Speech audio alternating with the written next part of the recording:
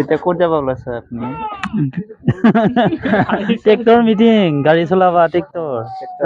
এতিয়াও যাব হোৱা নাই টাইম?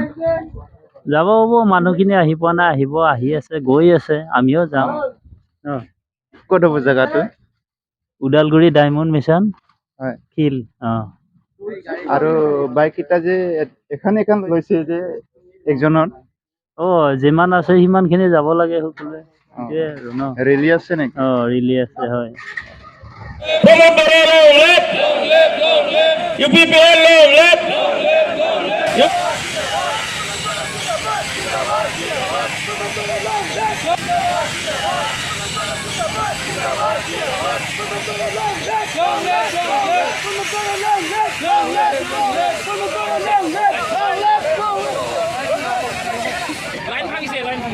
পৰিকল্পনা এইটো হ'বলৈ গৈ আছে। বিদেশী সীমান্তিক ধৰণৰ ক্ষেত্ৰত আজি বাউণ্ডাৰী কমিশনে ইণ্টাৰিম ৰিপৰ্ট অলৰেডি দিয়া হৈছে, কিন্তু ফাইনেল ৰিপৰ্ট দিবৰ কাৰণে কিছু সময়ৰ প্ৰয়োজন কাৰণে আজিলৈকে ফাইনেল ৰিপৰ্ট অহা নাই। কিন্তু আপোনালোকক মই ৰাজ্য চৰকাৰৰ হৈ এটা প্ৰতিশ্ৰুতি দি যাব বিচাৰিছোঁ যে আমাৰ বাউণ্ডাৰী কমিশন অনতিপলমে নিজৰ ৰিপৰ্ট ফাইনেল কৰি পেলাই ছাবমিশ্যন কৰিব আৰু আমাৰ বাউণ্ডাৰী সমস্যাটো আমি সমাধান কৰিব পাৰিব। আৰু লগতে আজি উন্নয়নৰ যি জয়যাত্ৰা আৰম্ভ কৰিছে, ইয়াত ৰাজ্য চৰকাৰৰ তৰফৰ পৰা অংগনবাড়ী চেণ্টাৰ নিৰ্মাণৰ লগে লগে মডেল হাইস্কুল, মডেল স্কুল নিৰ্মাণ কৰা, কলেজ নিৰ্মাণ কৰাৰ আঁচনিবিলাক ইতিমধ্যে আৰম্ভ হৈছে। মই হেণ্ডলুম টেক্সটাইল ডিপাৰ্টমেণ্টৰ পৰা, ছইল কনজাৰ্ভ ডিপাৰ্টমেণ্টৰ পৰা বিভিন্ন আঁচনি বিদ্যাৰ অঞ্চলত কাম কৰি আছোঁ আৰু আপোনালোকক জনাই সুখী হৈছোঁ যে ৰাজ্যিক হেণ্ডলুম টেক্সটাইল ডিপাৰ্টমেণ্টৰ পৰা বিডিচি অঞ্চলত 3 কোটি টকাৰ হেণ্ডলুম মডেল ভিলেজ চাপাগুৰি সমষ্টিৰ ককাবাৰীত হ'বলৈ গৈ আছে। তাৰ আমি আধাৰশিলা স্থাপন কৰিবলৈ গৈ আছোঁ। আৰু ঠিক তেনেকৈ পদে পদে পৰ্যায়ক্ৰমত আমি উন্নয়নৰ কাৰণে আগবাঢ়ি যাম। আগ্ৰামাই আজি বোলে ওদালগুৰিতো আহি শান্তিৰ পদযাত্ৰা কৰিছে। এতিয়া অশান্তি আছে জানো? কোনোবা মানুহ মৰিছে জানো? কোনোবা চোৰ ডকাই জেলত গৈছে, চোৰ ডকাই কোনোবাই এনকাউণ্টাৰত মৰিছে, তাৰ বাহিৰেতো আমাৰ মাজত ভাতৃগতি সংৰক্ষণ নাই। তাৰ মাজত আমাৰ মাজতো কোনো ধৰণৰ হিংসাত্মক কাৰ্যকলাপ, বোমা ফুটোৱা আৰু প্ৰত্যেক দিনত 17 বছৰ হাগামাৰ কাৰ্যকালত যে মানুহ মৰি আছিল, সেই ঘটনা 2 বছৰতো আমাৰ UPPL চৰকাৰৰ দিনত প্ৰমোদ বড়োৰ নেতৃত্বত যিটো চৰকাৰ চলি আছে, এটাওতো ঘটনা হোৱা নাই। আকৌ অশান্তি হোৱাটো আপোনালোকে নিশ্চয় নিবিচাৰে।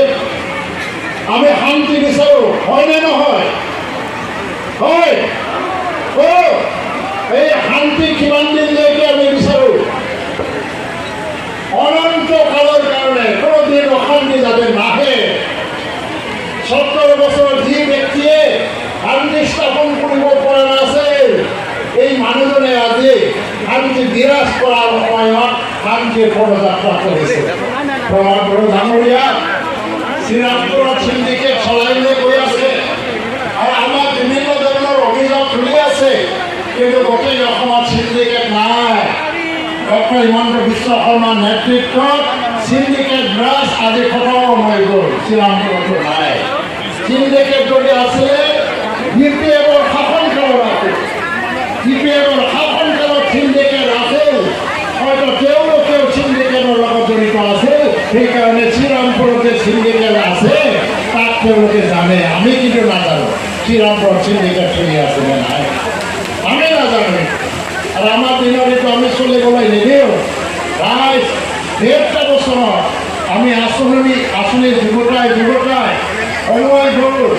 আৰু BPF চৰকাৰৰ দিনত যিটো আৰ্থিক খেলি-মেলি, খৰচ, তাৰ কাৰণে আমাৰ ব্যৱস্থা ভালকৈ কাম কৰিব পৰা নাছিল।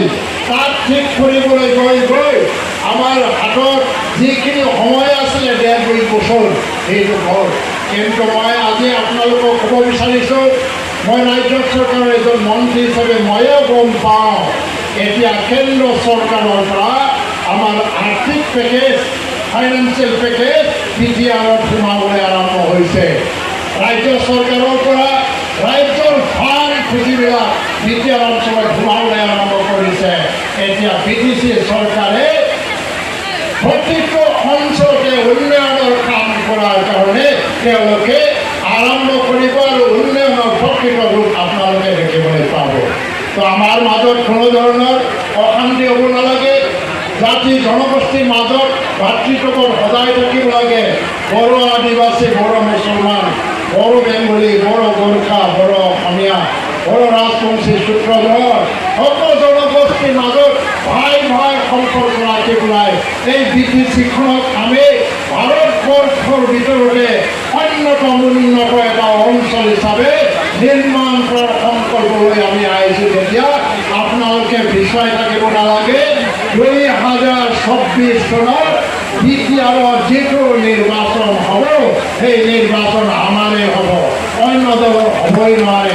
ৰাইজক মই জনাবলৈ সুখী হৈছোঁ যে আমাৰ মিত্ৰ দলৰ কেণ্ডিডেট হ'ব। কেণ্ডিডেট কোনে হ'ব? কোকৰাঝাৰ আৰু মংগোলীয়া সমষ্টি আৰু সমষ্টি নিৰ্ধাৰণৰ পিছত কি কি সমষ্টি হয় সেইটো আমি অলপমান পিছতে গম পাম। কিন্তু আমাৰ মাজত এটা বুজাবুজি হৈছে যে BJP আমাৰ আটাইতকৈ ডাঙৰ দল, তেখেতসকলৰ নেতৃত্বত AJP আৰু আমি আছোঁ। যি সিদ্ধান্ত হ'ব, যি প্ৰাৰ্থী দিয়া হ'ব BTR অঞ্চলত, এই তিনিটা দলৰ মাজৰ পৰাই হ'ব।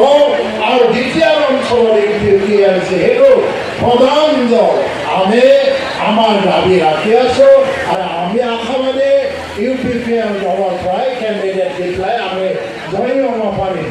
আগন্তুক নিৰ্বাচনৰ পিছতো অখণ্ড ভাৰতবৰ্ষৰ সম্ভৱ নহয়।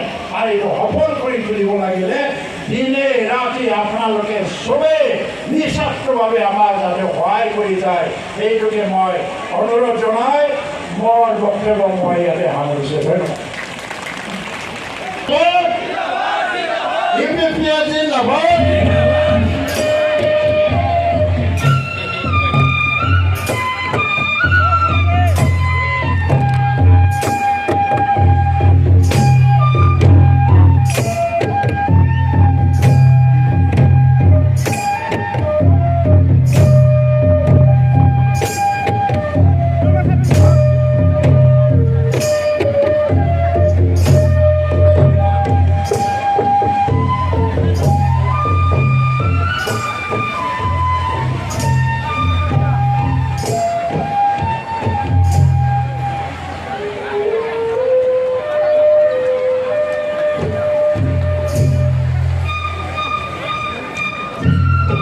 Thank you.